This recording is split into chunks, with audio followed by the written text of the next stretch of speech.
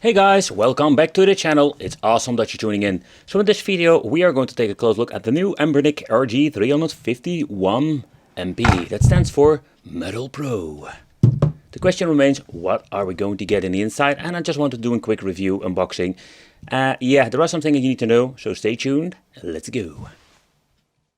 But what do I think of the Anbernic brand and the handhelds in general? So the thing that annoys me the most is like they are shitting them out like crazy. Every single, let's say couple of months, they are releasing a new model. And that's quite annoying in my opinion. But this handheld in general, oh boy, like this thing is mind freaking blowing. It looks so good, and that blue color, oh man, that is really fancy.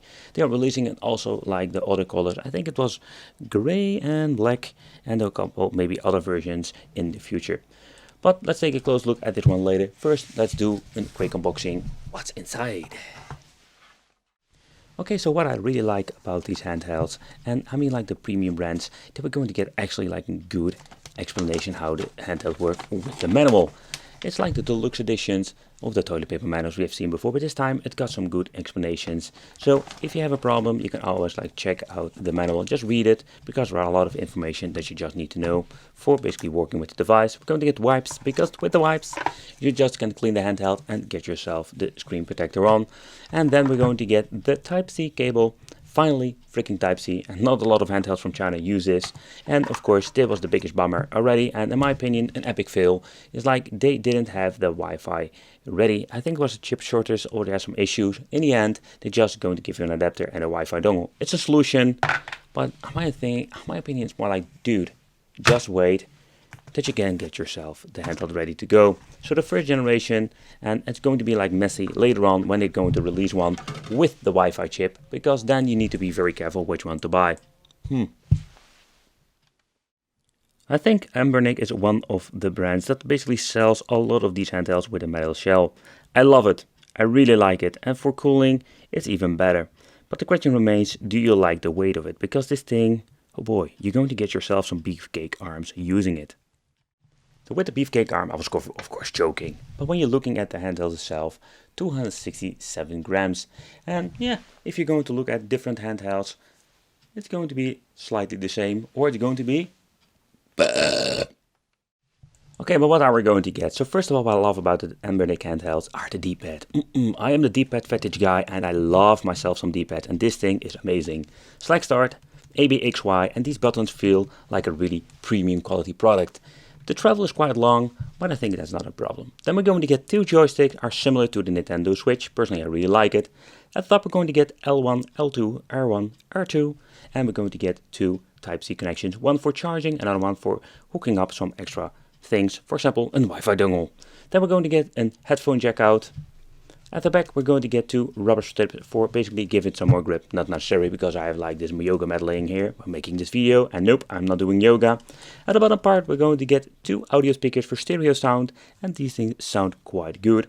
And then we're going to get two inputs for the CF cards and the reset button, and sometimes you just need it. But what I like about this, like in the last couple of revision of handhelds, normally there was one CF card in the inside with the firmware, but they basically moved it to the outside. So now we can change out one of the CF cards, so if you want to do an update when it comes to the firmware.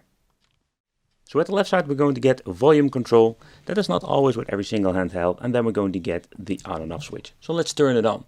But let's talk about the firmware itself. It also comes including a vibration motor, and here we're going to get the LED for indication of the battery. Okay, so with the firmware, there is something I just need to tell you. So my good buddy from the Retro Gamecore channel did an amazing video about all the different firmware that are ready to go, and in the future he makes a lot of different, let's say, update videos, what kind of firmwares they are basically getting for this device. It comes pre-installed with Anbenic, so this is what we're going to look at today. Maybe in the future, if you want to, we can just make an update about the firmware, or you can check his channel, because he does an amazing job, a lot of great tutorials. Retro Gamecore, I am your fan. Alright, so it's time for the nerdy talk where we're going to talk about specifications. So the body type is the aluminum version. Then we're going to get the CPU is the Rockchip 3326. That is a quad core on 1.5 GHz. The GPU is a Mali G31 MP2. Then we're going to get RAM 1 GB. The display is a 3.5 inch beautiful IPS that has a resolution of 640 by 480. And then we're going to get the battery that is a 3500 mAh. So with premium devices nowadays we're going to get a beautiful IPS display, and that is something you didn't have with the cheap devices back in the day. And Anbenic, I can say like they are doing a very nice job with this. So what I understand of the situation is like with the previous model I've reviewed, this is the 351 V model. And with this model we had like the Game Boy style look-alike, but we're going to get like the original aspect ratio or something that gets really close to the original one. Because that's just a major problem with these devices back in the day. They were also going to get wide screens. And basically what you did is like, or you're going to get the widescreen stretch game, or you're going to get bezels that with software.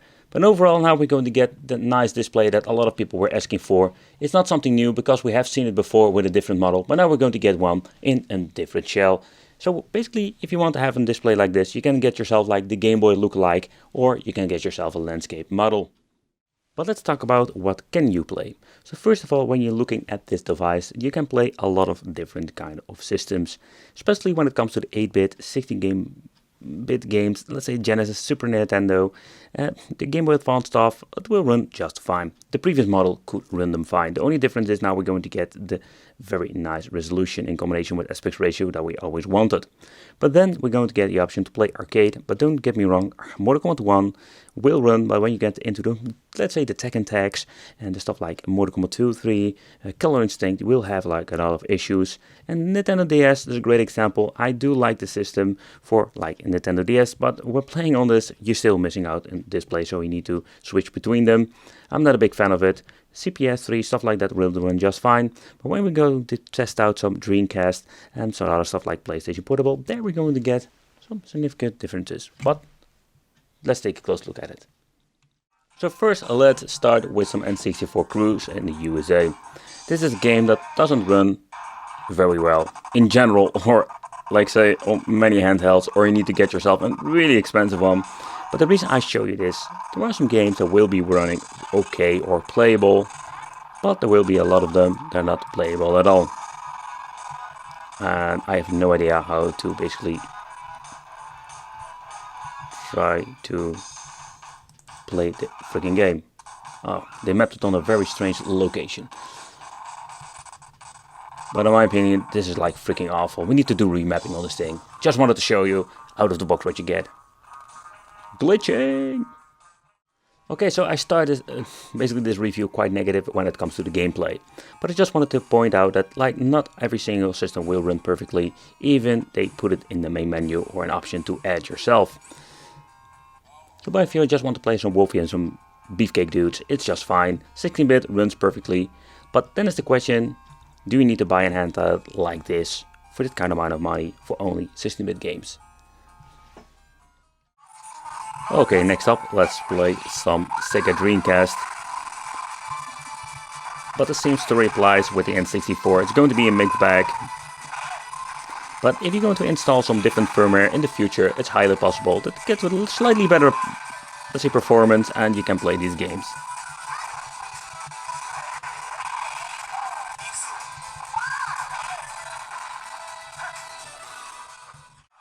Okay, so I just wanted to give you a quick gameplay of the PlayStation 1 part. A great example is like, here you can see like the D-pad plays amazing. Like this is so important with games like Crash Bandicoot or fighting games. Let's try the analog stick. Of course the right one doesn't do anything.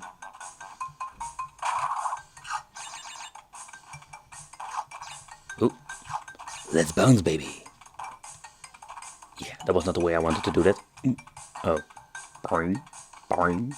Boing, boing. I love the music, man, and I love the speakers in this thing. And holy crap, this goes freaking loud.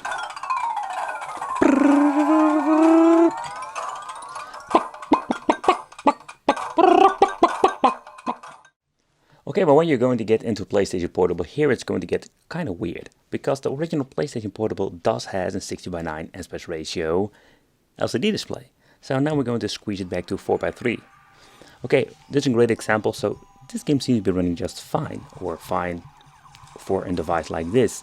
But the reason why, because some of the games, and it's the same story with N64, Sega Dreamcast, are not really high demandable games, so you can still play them. And again, so it's going to be a mixed performance when it comes to PlayStation Portable. But it's pretty cool to see like we can actually play some Darius on this. But when it comes to PlayStation Portable, it's quite naughty, and the reason is very simple. They set it to frame skip 1, and that's the reason why some of the games will run okay on this.